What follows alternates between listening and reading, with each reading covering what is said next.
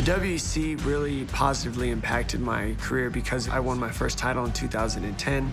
I had some of my biggest rivalries back then with Team Alpha Male, and it just really shaped my career early on. Also, when the WEC merged and unified with the UFC, all of our champions became champions in the UFC to prove how legitimate the WEC always was. I'm Dominick Cruz, and these are my top 5 championship fights in the WEC. At number 5, Jose Aldo versus Mike Brown. Jose Aldo versus Mike Brown was an amazing fight because Mike Brown had been able to take down everybody in the division. He'd been literally just obliterating everybody, and so had Aldo. So when the two came together, it was like striker versus wrestler at a time where you hadn't seen a lot of that in the lighter divisions, and they did not disappoint. Jose Aldo, look at that combination. And Brown stays momentarily. He grabs a single, and now it's Aldo attacking.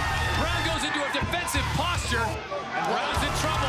Aldo goes to the mount. Now Jose Aldo now is just teed off on Mike Brown. Brown trying to survive. And that's it. Steve Mazzagatti ends it. We have got a new champion in the featherweight division. Jose Aldo Jr. Coming in at number 4, Brian Stann versus Doug Marshall.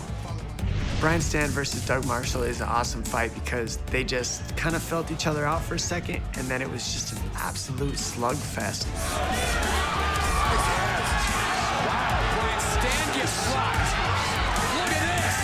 How do you like this action?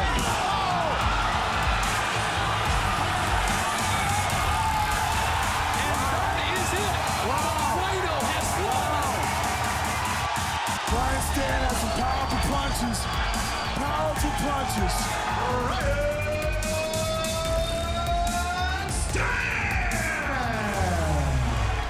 At number 3, you got Jamie Varner versus Cowboy Cerrone, number 1. Touch gloves, go back, let's do this.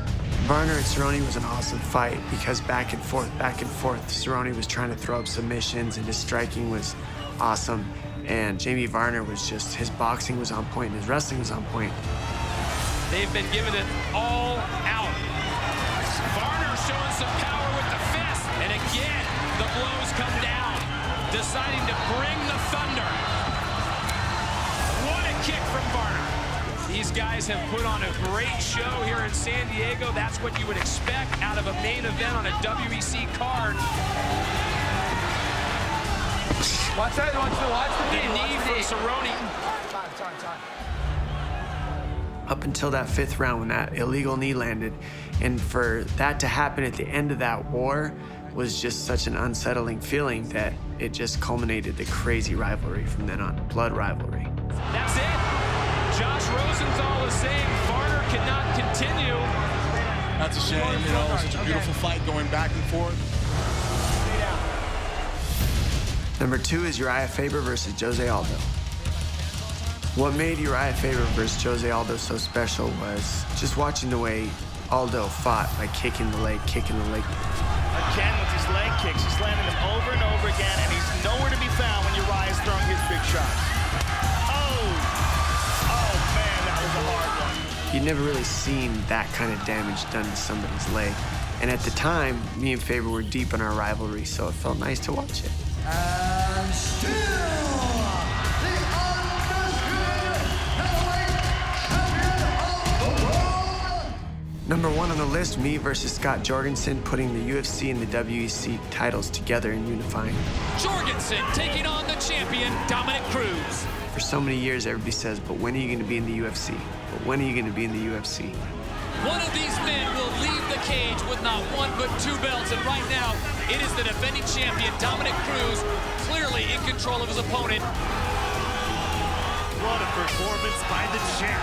When we finally conjoined them, the 2 titles together to unify, there was no more questions, and it was a beautiful night to have both belts. It just felt great. Great night here in the WEC.